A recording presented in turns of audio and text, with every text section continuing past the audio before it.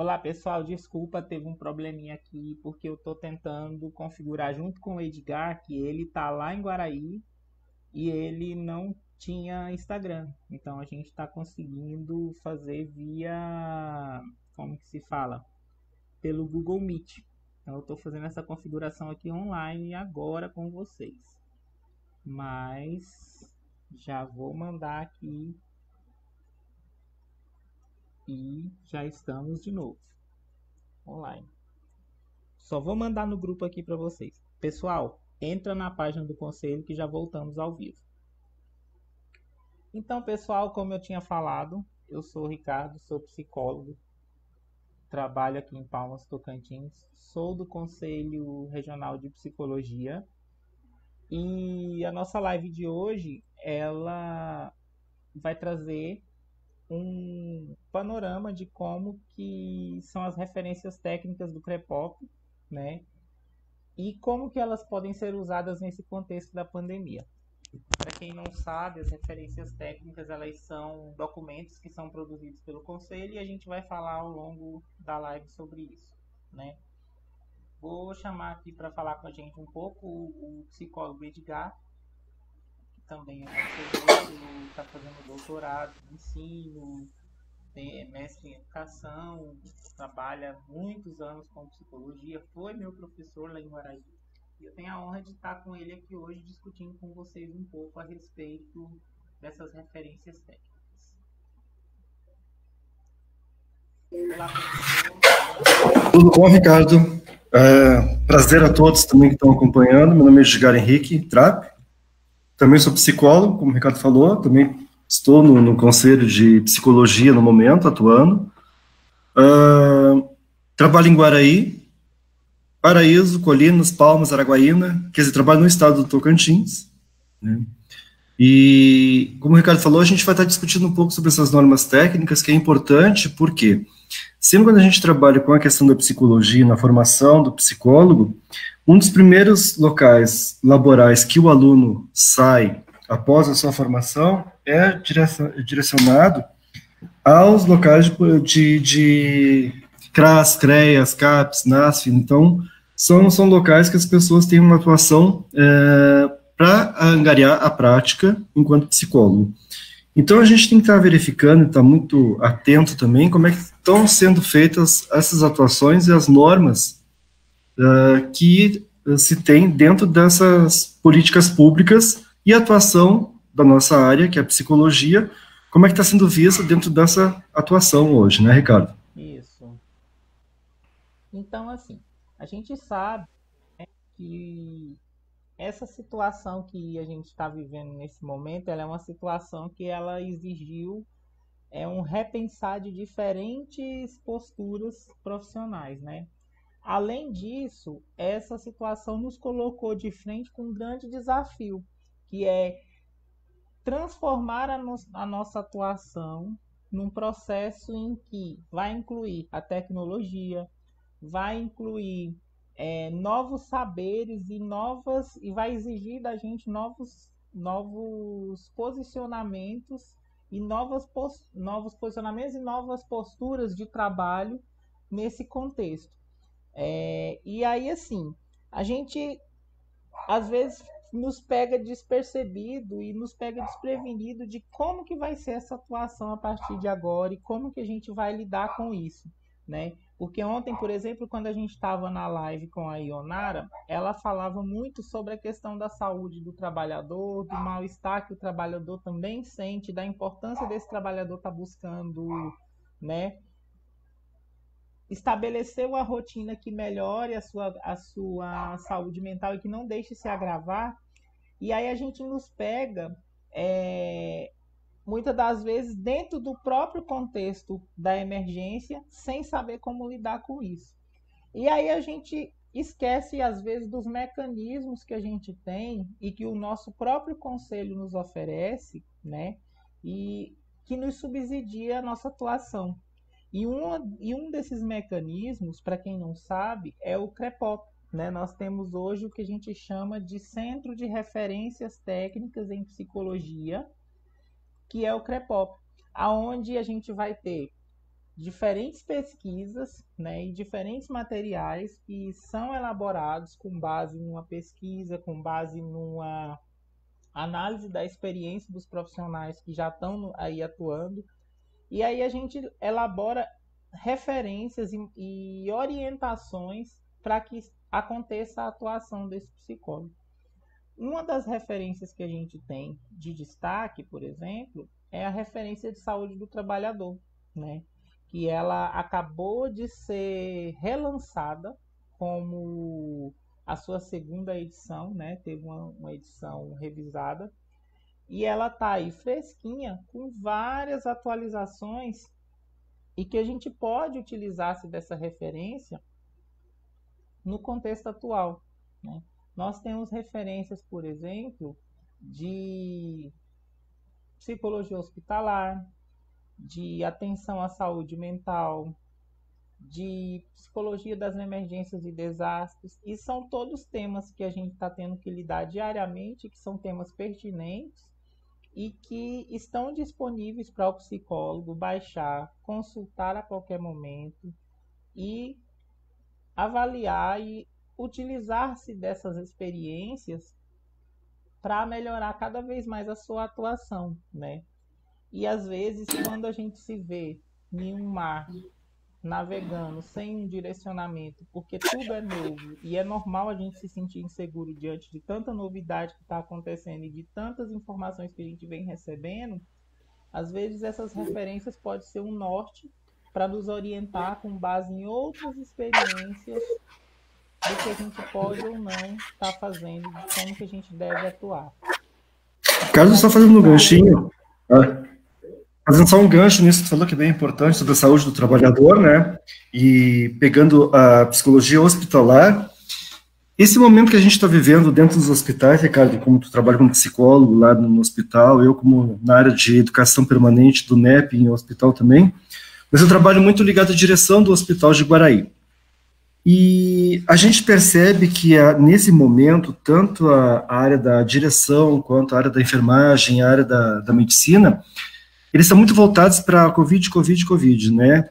E às vezes a gente, um pouco estando de fora, a gente consegue analisar algumas coisas para evitar situações que vão complicar a saúde do trabalhador e que a psicologia tem que estar atuante e ativa nesse momento. Quando colocaram agora, por exemplo, as áreas dos hospitais, as salas de Covid, ou Covidário, como chamaram, né, fecharam alas, colocaram divisórias para evitar que haja a propagação do vírus, e coloca funcionários, A, B e C. Ok, tem as escalas de funcionários que vão trabalhar no Covidário, onde eles ficam das 7 da manhã às 7 da noite, ou das 7 da noite às 7 da manhã, 12 horas lá nessa área. Alguém se preocupou como é que está a cabecinha dessa pessoa? Por quê? Se a gente trabalha no hospital, a gente trabalha em outras áreas, mas não está diretamente trabalhando com a patologia, que é altamente transmissível nesse momento, e qual é o apoio e o suporte que está dando para essas pessoas que trabalham dentro dessa aula fechada dos outros servidores, onde eles não podem sair, não podem fazer uma refeição junto com os demais, como faziam, e se tornam, digamos, excluídos dentro da área hospitalar. Então, a gente colocou uma proposta de trabalho, de estar fazendo um atendimento psicológico aos servidores, colegas de serviço, uma questão de prevenção da saúde mental deste servidor diretamente ligado na área do Covid. Então, não é somente pensar na psicologia, mas o que a psicologia tem que estar enfrentando nessas áreas de emergência e de pandemias, nesse caso, onde você tem que manter uma tranquilidade, tem que colocar e pontuar ideias, porque muitas vezes não se pensa nessa questão da saúde do servidor, só na saúde curativa do paciente que está no hospital, como tu colocou aí na questão hospitalar, né? Uhum. Eu não sei se as outras... Sim. E aí, assim, essa semana mesmo eu estava discutindo a respeito disso num grupo aqui de psicólogos hospitalares do Tocantins, com relação a como que está sendo, né? Alguém colocou no grupo como que está sendo a atuação das pessoas da psicologia nos diferentes hospitais, né? E aí as pessoas tendem a achar que o profissional psicólogo que está dentro do hospital, ele tem por obrigação de abarcar toda e qualquer demanda de saúde mental que se aconteça dentro daquele hospital, né? E às vezes é igual você mesmo colocou. Às vezes você é um psicólogo que está no hospital, mas você trabalha no NEP, você trabalha na humanização, você trabalha no SAVES, por exemplo, que eu trabalho, que é especificamente com violência. Então, assim, não é um setor onde eu vou trabalhar com a demanda da saúde mental da paciente que está internada, né? E aí, quando você se vê diante de um contexto em que você quer mais informações sobre aquilo, muitos olham para você, mas isso é uma coisa da sua área. Sim, pode até ser da minha área, mas não necessariamente é da área de atuação que eu estou exercendo naquele momento. E às vezes eu não estou preparado para lidar com aquela demanda naquele momento, de fato, né? E nesse contexto de pandemia, talvez, né, como a gente tem visto, ele é um contexto novo. Ele é um contexto novo para mim, ele é um contexto novo para você, ele é um contexto novo para todas as pessoas, praticamente para a nossa geração. A gente não teve nenhuma outra emergência em saúde pública tão grave quanto essa, em que se exigiu essa mudança de comportamento e exigiu essa alteração da nossa realidade social naquele momento, nesse momento, né? E aí a gente nos vê diante de insegurança, diante de medo, diante de angústias que são totalmente aceitáveis e são totalmente compreensíveis, né? Eu faço uma especialização na Fiocruz sobre urgência, emergência e desastres, gestão de risco, emergência e desastres, aonde a gente estuda muito isso, e uma das coisas que a gente tem estudado bastante é sobre quando se está dentro de um contexto de pandemia, de um contexto de emergência em saúde pública ou de um contexto de desastre, muitas das vezes o profissional que está ali atuando, ele também faz parte do público daquela emergência, né? Eu tenho falado isso constantemente. Ou seja, eu, psicólogo hospitalar, tenho que lidar com a demanda, com a ansiedade, com o estresse, com o medo dos meus colegas de trabalho, dos outros profissionais que estão naquela unidade, mas eu também estou suscetível à contaminação, a sentir medo, a sentir insegurança, a ter medo da morte, a ter medo do amanhã, porque eu também faço parte desse contexto de emergência. E se eu não estiver bem, se eu não estiver preparado para lidar com isso, para enfrentar e para trabalhar diretamente com essas demandas, né, eu automaticamente não vou estar conseguindo exercer meu trabalho de uma forma satisfatória. Outro ponto, Edgar, que eu não sei, eu queria que você comentasse, mas com relação, por exemplo, àqueles profissionais, né, que estão no grupo de risco, que estão, né, dentro desse contexto com maior grau de ansiedade, porque eles se enquadram dentro do grupo que é denominado um fator que pode agravar a doença e que ainda assim eles tiveram suas alterações na vida de forma bem drástica, né? Eu trago, por exemplo, a experiência do Estado, do qual vários profissionais, inclusive colegas meus, que estão dentro do grupo de risco, procuraram a saúde do trabalhador dentro do hospital. E nesse momento, eles foram informados de que eles tinham algumas opções, sendo uma delas ir para casa trabalhar home office, né? Ou tirar as férias, que já estavam vencidas, e ou continuar trabalhando, só que aí eles assinariam um termo abrindo mão de toda e qualquer responsabilidade da unidade de saúde. Só que esse profissional, por exemplo, ao ir para casa, fazer o home office, ele perde ali a sua insalubridade, que é mais ou menos um terço do seu salário, ele perde ali algumas gratificações. Então, assim, além dele estar dentro de um grupo de risco, ele se desloca para uma outra metodologia de trabalho e ainda tem uma espécie de punição do Estado, uma perca salarial, uma perca dos seus rendimentos por um contexto que não foi ele que causou. né? Ou seja, o Estado vira para esse profissional e coloca assim, ó, a opção é sua. Você quer continuar aqui? O risco é seu por conta sua. Então, assim, eu não sei como que os profissionais estão lidando com isso, porque é um fator de estresse, é um fator de crise que tem surgido aí, porque altera, inclusive, no bolso desse profissional, né, que está ali prestando seu serviço cotidianamente. E assim, Ricardo, não é só o servidor que está diretamente ligado ao processo curativo da enfermagem, da medicina, do técnico de enfermagem, o assistente social, o psicólogo. Eu tenho trabalhado muito com o pessoal da limpeza, porque houve uma incidência muito grande de pessoas da limpeza pedindo demissão do hospital. Então, quer dizer, aonde começou a surgir para a gente saber? Foi no hospital, então quando você chama a pessoa para conversar, para dialogar com ela, para verificar o que está acontecendo nesse contexto, pedir a demissão de um emprego que pelo menos está garantido ali, né, no momento, a gente vê que a situação vem de casa. Por quê? O medo da família de ser contaminada por esse servidor que está fazendo o processo de limpeza e higienização do hospital, se tem os EPIs completos, se está tendo toda uma orientação, como é que é feita, aquela questão toda. Então a gente tem que acalmar tanto ele enquanto servidor da área da limpeza, tem que tentar transmitir essa segurança para que ele leve para dentro de casa, na família dele, né? E também aquela questão, se o pessoal da limpeza deixasse hoje de trabalhar, como é que ficaria o hospital também? Quem iria fazer a limpeza? Então a gente tem que pensar em todas as áreas.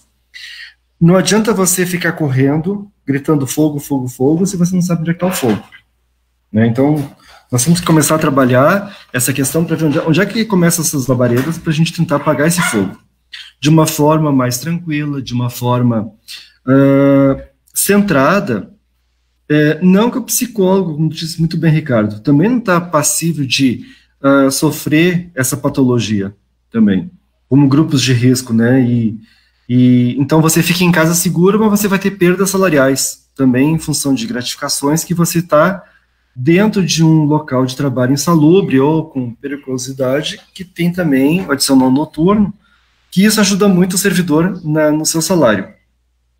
Só que a gente tem que pensar o seguinte, como se trata de uma pandemia, de uma situação de calamidade pública nas cidades, no Brasil, no mundo, né, a perda está sendo de todos, não é de uma pessoa só. Então, quer dizer, várias pessoas vão perder muita coisa, muitas empresas podem fechar, muitas empresas vão fechar, muita gente vai perder o emprego ainda, né, nessa situação toda. Não se sabe como é que vai continuar essa pandemia, não temos uma data, não é uma coisa definida, depende de quando que a curva vai começar a ficar descendente do número de casos. E então, quer dizer, a situação alarmante ainda não começou, vai começar. Então, quer dizer, o processo de ansiedade está começando a dar os primeiros alardes, primeiras situações que você começa a vislumbrar. E aí, como eu digo, a gente da psicologia tem que ter esse olhar mais amplo para estar verificando aonde que está surgindo essas situações, essas questões de ficarem angustiados, medos, conversas, situações atípicas para a gente estar tentando trabalhar. Mesmo que seja diretamente ou indiretamente, não só o paciente, mas o servidor também, a saúde do trabalhador.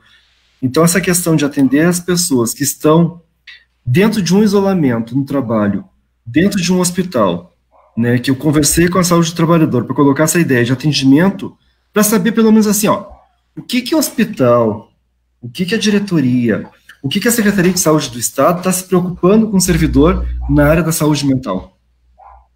Então, isso a gente também tem que ver. Grupo de risco, a gente não sabe, eu posso ficar em casa, hoje trabalhando, me afastando do hospital. Mas não é só o hospital que contamina hoje. Né? Hoje a contaminação não está restrita somente ao ambiente hospitalar. A gente sabe que esse vírus se propaga pelo ar. Né? Então, se você ficar ligado na televisão, como tem gente hoje ligado na televisão 24 horas, essas pessoas poderão entrar em surto. Porque não fala outra coisa, não tem outra notícia, é tanta informação, é tanta situação nova, que não dá tempo de assimilar todas as informações que estão acontecendo nesse momento de crise. Então, quando a gente coloca lá que o Conselho de Psicologia, juntamente com o Conselho Federal de Psicologia, a situação de que há normas, há rotinas, né, sobre isso, eu acho importante que o psicólogo que esteja nesse momento pedindo uma ajuda, como é que eu posso fazer, como é que eu posso orientar, que ele possa entrar em contato com um conselho, né? Pode ser por e-mail, pode ser por telefone, pode ser direcionado ao CREPOP para pedir orientações como trabalhar a questão de saúde, né? Saúde mental, saúde do trabalhador, saúde pública, dentro do órgão que trabalha, o que ele pode trazer de ideias também, né, Ricardo? Isso. E aí, para isso, Edgar, a gente tem as nossas referências técnicas que podem nos auxiliar, né? Uhum. Eu vou até compartilhar aqui com o pessoal. Eles estão reclamando que o áudio está muito baixo, o meu áudio, e eu tentei organizar aqui e está o máximo possível aqui, pessoal. Não sei o que está acontecendo. Mas vamos lá. A nossa referência técnica que a gente tem. Para quem não sabe, hoje nós temos aqui o CREPOP. O CREPOP ele é o Centro de Referências Técnicas, Centro de Referência em Ensino, Pesquisa e Psicologia em Políticas Públicas. E ele tem algumas referências que vão desde a área social, passando pela área jurídica, também pela área organizacional, com algumas cartilhas, pode-se dizer, que vai trazer uma orientação sobre como deve ser a atuação desse psicólogo dentro daquela determinada política pública a qual ele está inserido, né? E aí, eu trago para vocês aqui, por exemplo, a primeira tela, a gente tem a de saúde do trabalhador, que ela saiu agora, a segunda revisão dela, no final de 2019.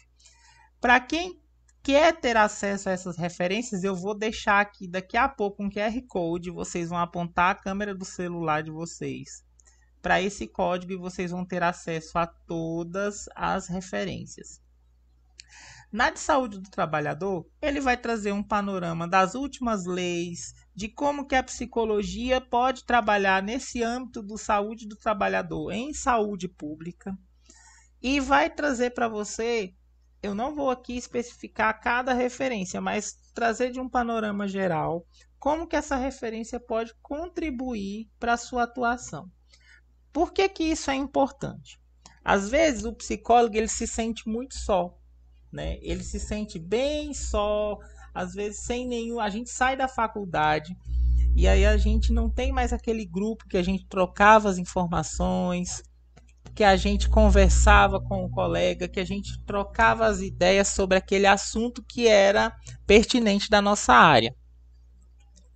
Então, esse psicólogo, ele pode encontrar nas referências informações de outras pessoas, de outros profissionais de todos os cantos do país que estão também trabalhando naquela área e que participou de pesquisa falando como que era o seu fazer psicológico e a partir daí, por meio da análise, surgiu os documentos de orientação.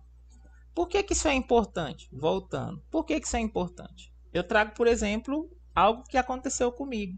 Eu trabalhava em Arapoema, interior do Tocantins, recém saído da faculdade, fui cair dentro da psicologia hospitalar.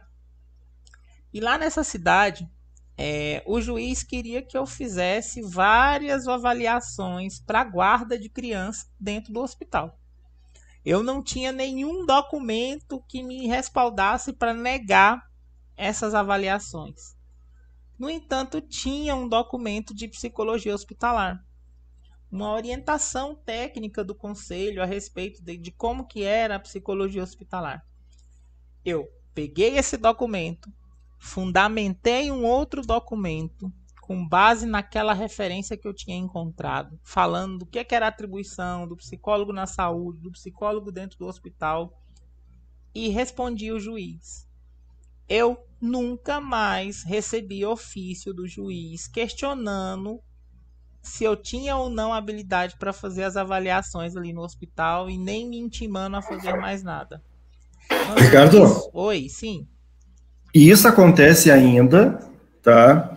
de servidores de políticas públicas municipais, tá? Que tem a CRAS, ou CREAS, tá? Que são solicitados, tá? Pareceres psicológicos de situações judiciais, de tutela, curatela, menor infrator, coisas desse gênero ainda, sendo encaminhado para esses órgãos municipais. Então, acho que assim, ó, a gente, quando escuta isso, a gente orienta as pessoas a procurarem, então, lerem as normas do manual técnico, tá, do CREPOP, que tenha, né, e orientação diretamente também com o conselho, como que ele deve se colocar frente a essas, não seria solicitações, seriam intimações do juiz, para que sejam feitas essas avaliações dentro desses órgãos públicos, que difere totalmente do trabalho que ele tem que desenvolver dentro do órgão, porque o judiciário está totalmente diferenciado desses órgãos públicos também, né? Então, quer dizer, a psicologia jurídica vê um outro olhar, tem um outro enfoque da situação, do que esses psicólogos que estão inseridos dentro das políticas públicas municipais, voltadas para CAPS, na CREAS também, né, o CRAS, para o atendimento psicológico de famílias ou de situações de indivíduo, mas não para fazer avaliação jurídica, que é um outro termo totalmente diferenciado. Também. Justamente, né? E aí, a gente tem, além dessas referências, por exemplo, nós temos aqui as referências em essa que acabou de sair, por exemplo, psicologia do esporte. Aí nós temos as referências em saúde mental, nós temos as referências em atenção básica à saúde. Essa aqui ó, é a de psicologia hospitalar. Nós temos a referência em psicologia das emergências e desastres, que é inclusive uma das que a gente precisa estar bem atento a ela, porque nós estamos vivendo em uma situação de emergência calamitosa, né, em saúde pública. E tudo isso vem contribuir para que a gente tenha, né, novas possibilidades de atuação. Mas ainda o psicólogo não foi visto, né? O psicólogo ainda não foi visto nessa área. Então, né? não, sim, mas aí entra naquilo que eu estava comentando do que aconteceu no grupo dos psicólogos do estado. Eu falei o seguinte: nós, hoje, com essa pandemia, né, apesar da pandemia ser algo que está extremamente grave e que está colocando um repensar de muitas posturas e de muitas atribuições dos profissionais, nunca houve um espaço para que a psicologia buscasse o protagonismo como agora, né? Porque a gente sabe que a previsão que tem se colocado é de que vai haver, né, como inclusive a própria Ionara colocou ontem, uma quarta onda, que a pandemia ela não vem sozinha. E voltando lá no meu curso, uma emergência ela nunca vem sozinha, uma sempre sobrepõe a outra. E aí vai-se, algumas pesquisas já começaram a mostrar que vai haver uma quarta onda, que seria a grande crise de saúde mental, né? Muitas pessoas estão adoecendo, muitas pessoas estão entrando num processo de ansiedade generalizada, uma situação de depressão ainda cada vez mais grave. E aí quando se lembra... Sim, pode falar. E quando ainda se lê uma comunicação, Ricardo, de que o Covid-19 é apenas uma amostra grátis do que vai vir. Justo. Né? Então, quer dizer, como é que será, então, se a gente está enfrentando uma situação de uma patologia, como emergência, como calamidade, e colocam como se fosse uma amostra grátis do que vai vir ainda, então, o que vai vir com essa quarta onda? Uma quarta, justo. Quem seria o quinto elemento? Então, que a quarta onda estão se pregando por aí que é uma crise mundial na área da saúde mental, né? Assim, índices cada vez mais altos, cada vez mais alarmantes de ansiedade, de depressão e agora, né, com a questão do isolamento, com a questão inclusive do desemprego que vai aumentar e uma série de outros fatores, a questão da não elaboração dos lutos, essa perca repentina das pessoas, isso tudo vai gerar cada vez mais crises, um próprio medo da pessoa morrer. Então, e aí, né? Como que a psicologia vai se protagonizar diante disso? A psicologia, e pela primeira vez eu consegui ouvir da boca, por exemplo, de alguns enfermeiros da importância do nosso papel, né? Parece que a sociedade prospera. A minha saúde mental agora é importante também. E começaram a buscar, começaram a reconhecer a importância de estar num processo psicoterapêutico, da importância de buscar auxílio psicológico, de entender que não consegue resolver todos os problemas sozinhos e que a saúde mental é sim importante, né? De que é importante você estar bem, que você está com a ansiedade controlada, que é importante você estar ali tendo um suporte, um apoio de alguém para estar lidando com os seus desafios no dia a dia e com as crises do qual você não vai conseguir enfrentar. E parece que a sociedade ela começou a ter esse olhar de que a psicologia também é um fator importante dentro da saúde, que a saúde mental ela é importante e que o profissional de psicologia ele é um profissional essencial, né? Talvez, Ricardo, talvez o profissional também não estivesse vendendo realmente o seu produto como a enfermagem faz, como a medicina faz. Justamente. Talvez ele não estivesse se colocando à frente, colocando opiniões, dando ideias, modificando situações que a gente é ouvido, a gente é escutado, se você pontua algo, tá, concreto, que você tem um embasamento de situações de atendimento. Quer dizer, esse exemplo que eu dei de dar essa colocação, de fazer atendimento aos servidores da enfermagem, não só enfermeiro, né? Porque hoje em dia do enfermeiro, parabéns a todos, né? Mas aos enfermeiros, aos técnicos, né? A pessoa que trabalha na área de limpeza, dentro do covidário, que é uma ala fechada, para saber como é que ele está se sentindo lá dentro. Alguém perguntou se ele está bem? Alguém perguntou se ele está se sentindo bem dentro de casa? Alguém perguntou se ele queria estar lá naquele momento ou como é que ele foi parado lá dentro naquele momento? Ele estava preparado psicologicamente para enfrentar uma situação nova, que não existe vacina, que não existe tratamento, né? Existe um cuidado, ou você pega ou você não pega. E eu estava conversando com o enfermeiro que é o seguinte, não é somente pelo ar que está sendo transmitido, é pelo saco de feijão que você pega no supermercado, tá? É pelo detergente que você coloca a mão no supermercado, é num produto da farmácia, tá por tudo. Na superfície ele fica também o vírus. Então ele está em todos os lugares, né? Então isso tudo a gente tem que pensar. Será que a psicologia está vendendo seu trabalho mesmo? Não adianta a gente ficar esperando, eles vão procurar a gente. Não. Eu acho que está no momento da gente se mostrar, estamos aqui para ajudar vocês. E fazer o necessário, né? Sim, e trabalhar a prevenção. Justo. A Ana Beatriz, né? Para quem não conhece, a professora Ana Beatriz, minha professora, que hoje também é conselheira, Ana Beatriz, ela falava muito a respeito disso. Ela falava assim, que aonde existe pessoas se comportando, tem espaço para psicologia, tem espaço para o psicólogo atuar.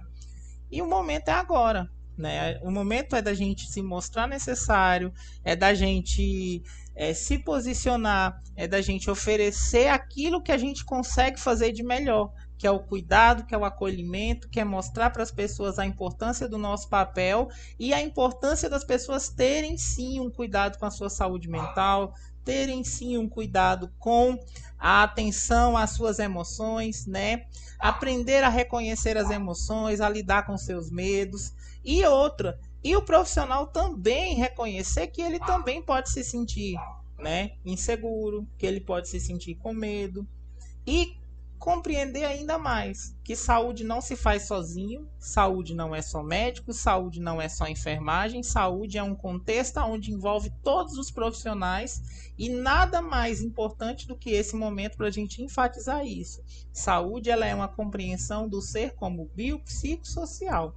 Se você não está bem de saúde física, se você não está bem de saúde mental, se você não está bem no seu âmbito social, você não está com a sua saúde integralizada. E isso é importante da gente sempre reforçar, né? É o momento da gente se posicionar profissionalmente, é o momento da gente oferecer as possibilidades, mas não é o momento, como eu tenho visto muito, da gente se vestir essa capa do mito do heroísmo, porque eu fico muito preocupado, Edgar, com outro ponto, que é esse mito do heroísmo que vem se construindo, do herói, do profissional de saúde como herói, como isso, como aquilo, é o que impede, né, da gente olhar para essa pessoa como um ser humano que também está passível de sofrimento, né? E isso é algo importante para a gente prestar atenção. E aí a gente vai encontrar referências, por exemplo, da saúde mental, né? Você vai encontrar aí as referências técnicas em saúde mental, você vai encontrar referências em todos os âmbitos, e o CREPOP ele tá aí para te ajudar, para você. E uma coisa importante, Ricardo. O psicólogo também precisa de atendimento. Justamente. Não é porque ele é psicólogo que ele não vai no banheiro, que ele não faz xixi como todo mundo, que ele não sofre, que ele não chora, que ele não se preocupa, que ele tem família, né, que ele não fica doente, que ele pode pegar uma doença também. Então, quer dizer, a situação do psicólogo, de procurar essa ajuda, eu acho que isso não está acontecendo ainda, né, de ter essa situação de quem possa escutá-lo. Ele escuta todo mundo, ele tem aquela questão de olhar possibilidades mas muitas vezes ele sofre, mas não procura essa ajuda. Então, eu acho que também, nesse momento, eu acho importante que você colocou essa questão do super-herói. O super-herói ele pode ser uma máscara, pode ser uma roupagem, pode ser uma capa que é colocada sobre ele, mas que em um momento e outro ele vai tirar essa capa toda. E vai ser esse ser humano normal, que é transeunte pela rua, que vai no supermercado, e ali ele não é mais um herói, ali ele pode ser mais uma vítima também. Então, como é que ele fica dessa parte de herói a vítima da situação também? E isso foi bem colocado mesmo, Ricardo, a gente pensar essa situação, de trabalhar essa questão de não colocar somente essa capa de super-herói sobre o profissional, que ele está fazendo o trabalho dele bem feito, ótimo, isso tem que se dar valor mesmo, mas ao mesmo tempo ele tem que se cuidar, ele tem que desabafar, ele tem que falar, incluindo o psicólogo também. Não é porque o psicólogo trabalha no hospital, que trabalha no CAPS, que trabalha no NASF, que ele não tem problema nenhum. Né? Então, quer dizer, eu acho que isso também poderia abrir esse espaço para os psicólogos estarem procurando essa ajuda também, né? Posicionando, fazendo uma supervisão, quem sabe acadêmica, com um profissional, como é que ele vai lidar com os problemas dentro do hospital se ele não está conseguindo lidar com ele. Então, muitas vezes, isso não é colocado para o recém-formado, assim, ó, de que um recém-formado, que está começando a prática da vida acadêmica dele, de sentir-se inseguro, o que ele vai trabalhar nesses períodos de urgência e emergência de pandemias que podem acontecer, ou que podem vir, como o Ricardo falou, a quarta onda, né? Ele pode pagar uma terapia, mas não para fazer terapia dele, para esse terapeuta ajudar a auxiliá-lo, como ele vai auxiliar demais servidores, demais profissionais, mantendo o código de ética dentro do setting terapêutico também. Então, quer dizer, é um auxílio, é uma ajuda, porque eu também vou pensar na saúde desse meu psicólogo que está trabalhando com a saúde mental do trabalhador. Isso, Edgar, outra coisa. Tem uma pergunta... Teu vídeo cortou, Ricardo. Teu áudio. Deixa eu colocar. Tem alguma coisa no teu fio aí, talvez. Oi. Pronto. Voltou. Vamos aprendendo. Eu estou aqui mexendo, aprendendo. A Poliana, ela coloca o seguinte, que um grande fator que prejudica a saúde mental é a grande mídia, né? Com as informações. Como que você vê essa relação? Eu ou você? Você. Eu. Bom, é como eu disse, a mídia eu preciso vender, tá? A mídia eu preciso fazer sucesso. A mídia eu preciso de ibope, eu preciso de margem, eu preciso vender aquilo. A população, quanto mais sanguinolenta for a notícia, mais chama atenção, mais prende a atenção. Então, quanto mais catastrófica for a informação, tá, mais eu vou prender a atenção do meu telespectador. Então, quer dizer, essa questão da mídia, a pessoa vai ter que também ter uma noção. Se isso está prejudicando a pessoa, tenta desviar o foco um pouco da atenção. Vai produzir um texto, vai escrever alguma coisa, mesmo que seja sobre pandemia, vai mexer em vaso de flor, vai cuidar de gatos, cachorros, gatos e galinhas. Quer dizer, tenta se distrair um pouco com coisas boas para si. Não ficar preso 25 horas no que a mídia traz. É como eu disse, a mídia ela vai trazer informação cada vez mais. Você hoje liga o Jornal da Vontade, como diz um videozinho que eu vi, a pessoa coloca lá dentro de um saco plástico para olhar o Jornal Nacional. Por quê? É tanta informação sobre doença que acho que já vai transmitir pela televisão. E com certeza, essa situação, eu fico imaginando assim, Ricardo, eu moro em casa, acho que tu mora em casa também, a gente tem esse espaço para te caminhar, esse contato com a natureza ainda. Mas eu fico imaginando famílias que moram dentro de apartamentos. Justamente. Né?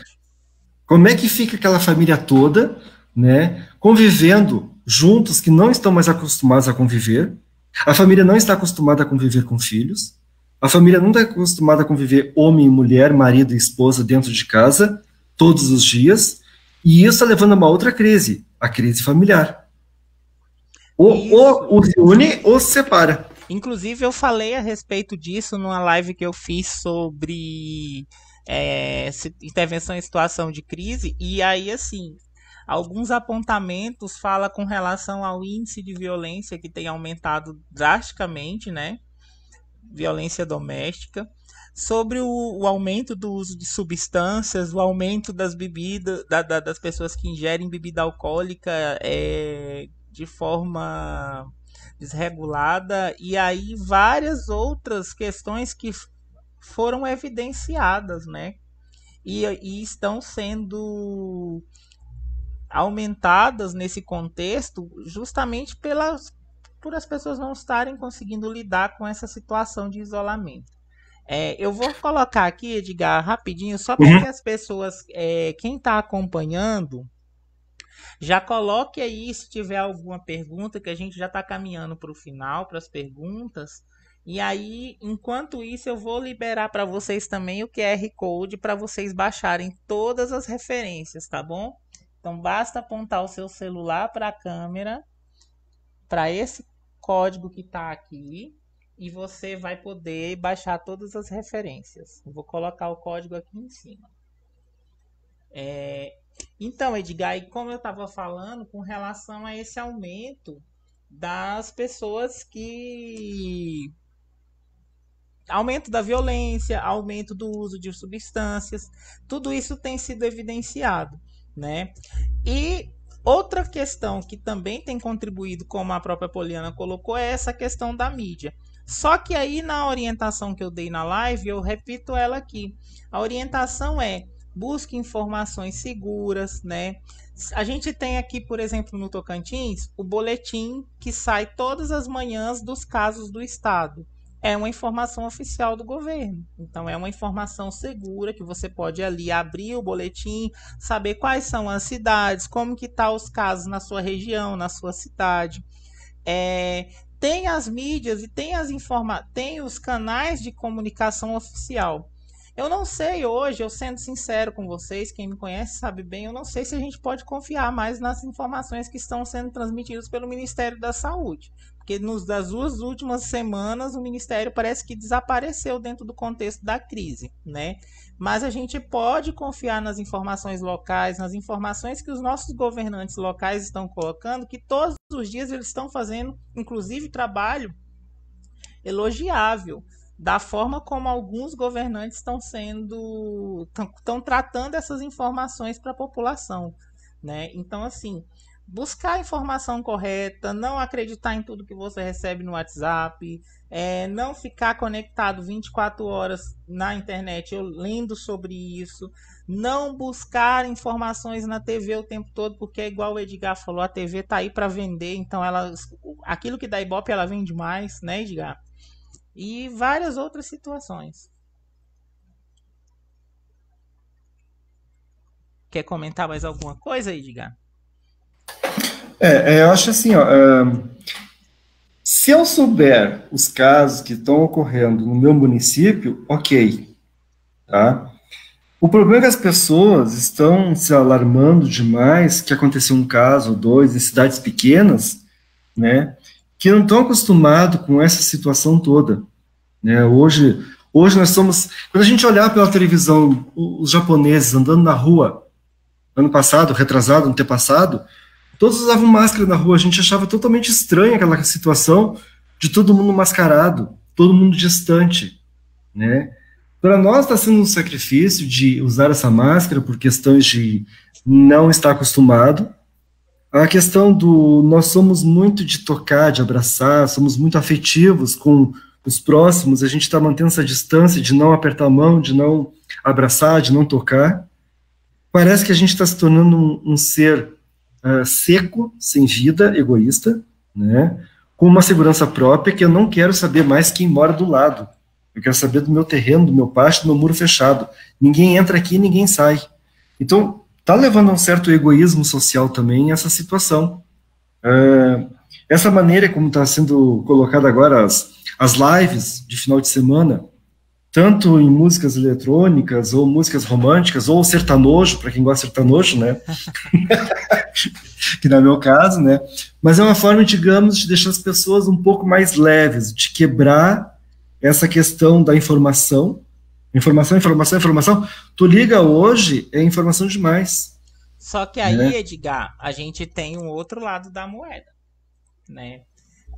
Tudo em excesso é ruim, mas quando a gente também não tem informação nenhuma, olha o caos que vira.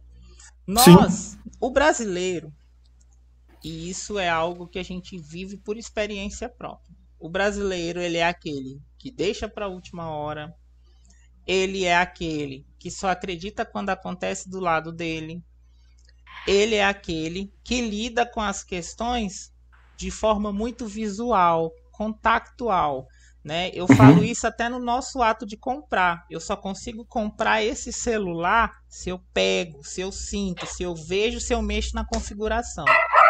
E às vezes, né, se a gente não tivesse também algumas mídias nos bombardeando o tempo todo com as informações da situação crítica que alguns locais estão vivendo, a gente estaria vivendo as mil maravilhas como se nada tivesse acontecendo, e talvez a gente teria 15 mil, 20 mil casos, por exemplo, só no Tocantins, né?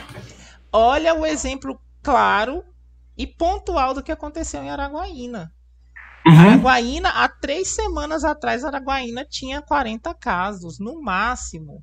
Não, na verdade, eu até brinquei com as meninas lá no hospital que a Araguaína era muito competitiva, porque ela queria ganhar de Palmas a todo custo a quantidade de casos. Não só ganhou, quanto dobrou. E as pessoas, elas estavam agindo na cidade como se tudo tivesse a mil maravilhas.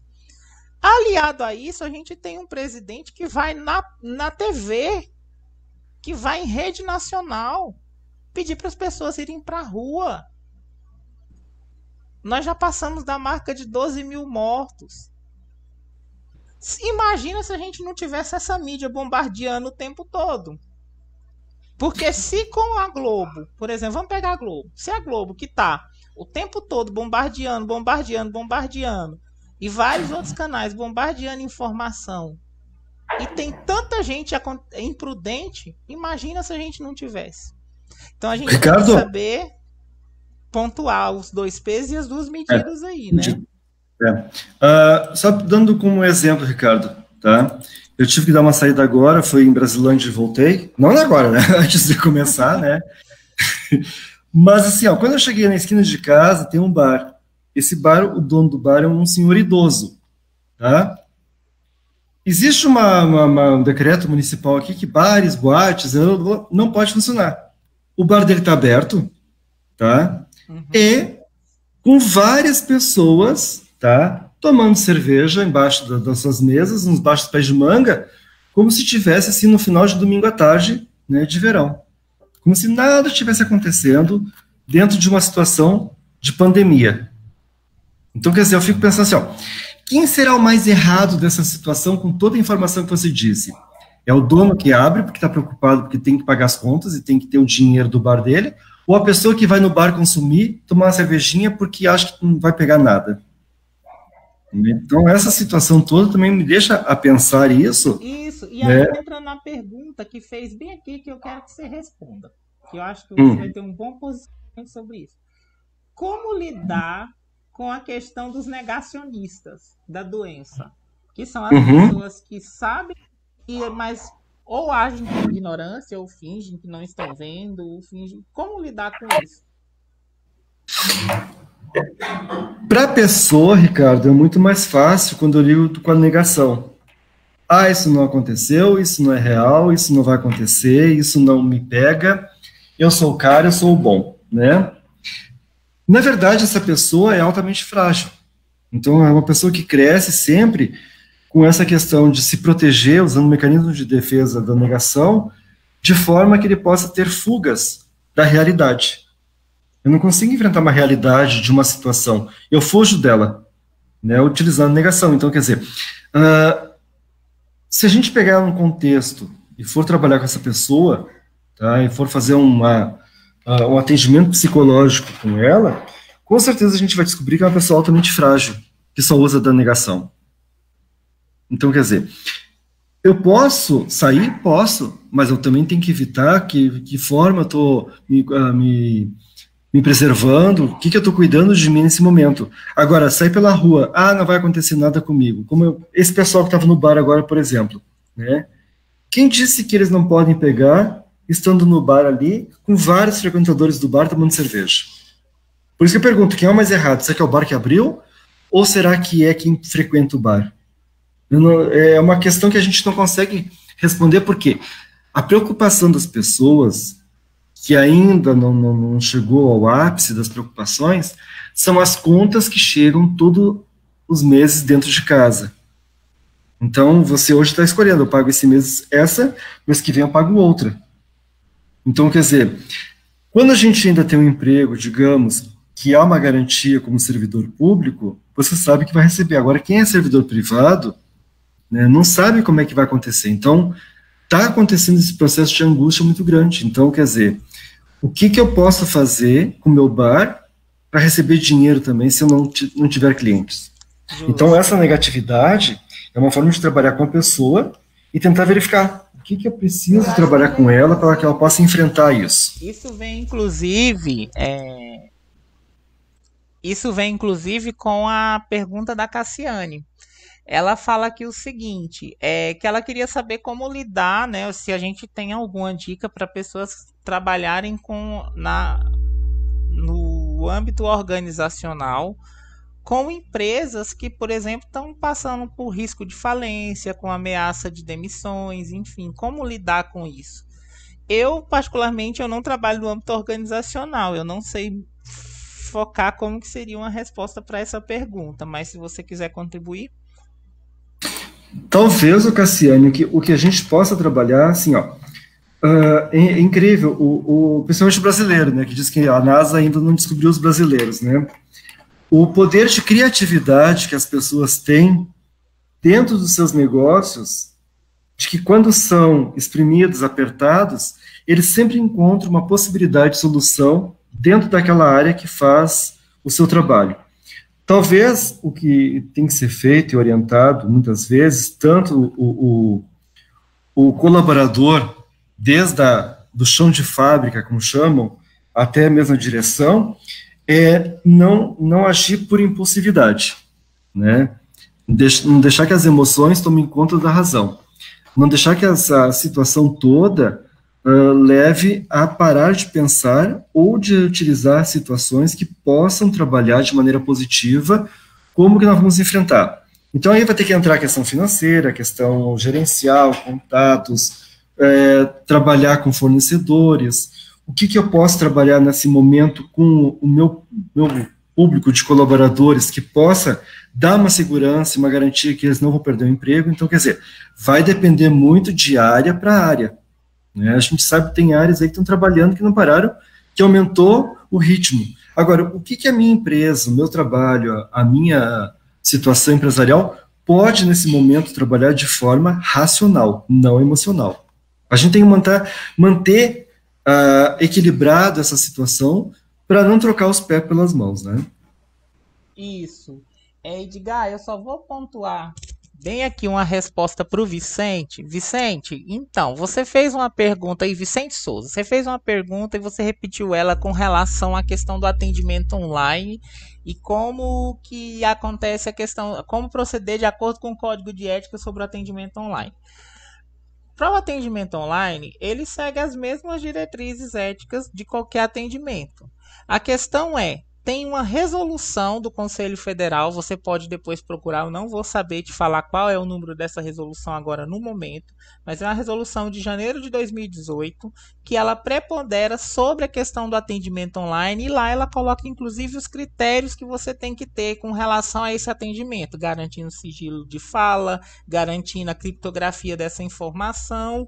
E aqui o Conselho Regional de Psicologia, ele também emitiu uma outra nota sobre isso, inclusive vedando o uso do aplicativo Zoom, recomendando a não utilização do aplicativo Zoom, pois teve vazamento de informações segundo a própria empresa Zoom. Então dá uma lida aí, depois uma pesquisada, mas as diretrizes ela não muda muito. A sua responsabilidade ética, seja ela no virtual ou no presencial, é a mesma.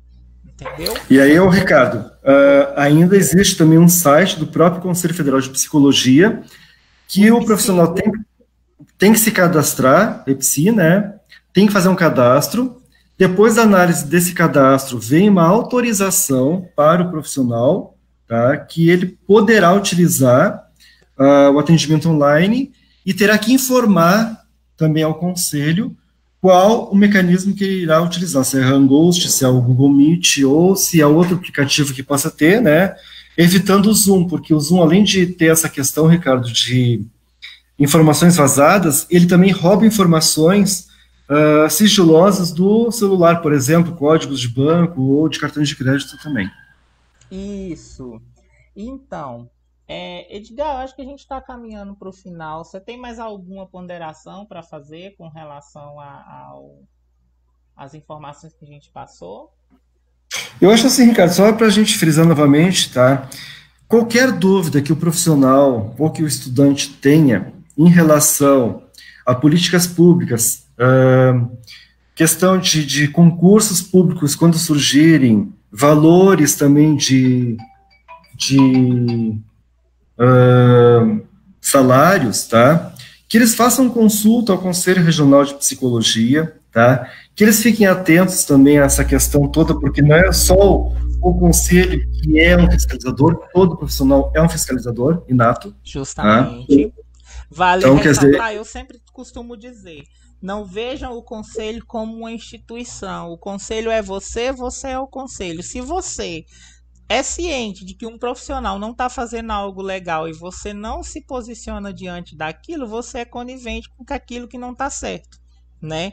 Então, é importante a gente se apropriar do conselho como algo nosso, em defesa da nossa profissão e para nos ajudar. E o conselho conta com referências, conta com orientação, conta com uma série de instrumentos para te ajudar a atuar, né? Se você tem dúvidas, por exemplo, de como trabalhar na saúde do trabalhador, você vai ter uma referência para isso. Se você tem dúvidas de como trabalhar na área hospitalar, você vai ter uma referência para isso. O QR Code está aí na tela, vocês podem apontar o celular e baixar, vai cair dentro da página onde está todas as referências técnicas já produzidas pelo CFP, né? Quem não tiver acesso a QR Code, você pode digitar CREPOP no site do Conselho, no Google CREPOP Psicologia, você já vai cair dentro da página das referências. E se alguém tiver mais alguma informação a acrescentar, que pode colocar.